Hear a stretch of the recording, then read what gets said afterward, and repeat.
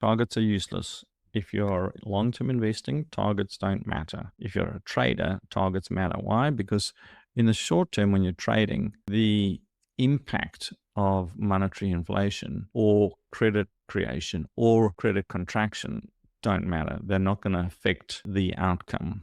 On a long-term basis, they massively affect the outcome. So here's a quick story for you, which highlights this point massively. So we're busy negotiating on a piece of property in Latin America. Beautiful piece of property, ocean front and hills, and like it's gorgeous. The guy that was looking to buy it from, he got this, I think in 1983 or something. He bought it from another guy for a Volkswagen Beetle.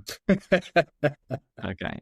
I was gonna say what, $400? Yeah, that's even better. Like, I don't know what a Volkswagen Beetle cost in 1983, but like and now we're talking $6 million or something like that. Okay. And you go, well, what's changed there?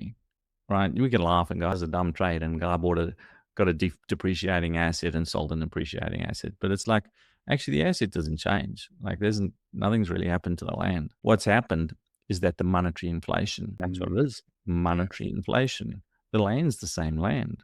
Okay. So you come back to that as a deep value long-term investor, you're buying these assets like a price target. Like, could the guy selling a Volkswagen Beetle have put a price target of 2026 on his property? No, because he didn't know what level of monetary inflation would take place. Okay. So that's my point. There's no point in a price target.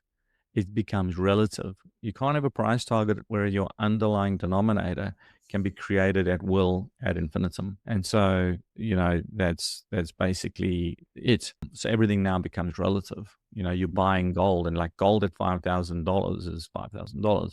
But if they, keep printing money, then it goes to $10,000. But it's still just the same gold.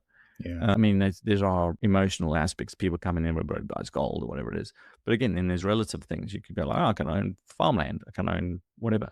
But no, I don't spend any time on price targets.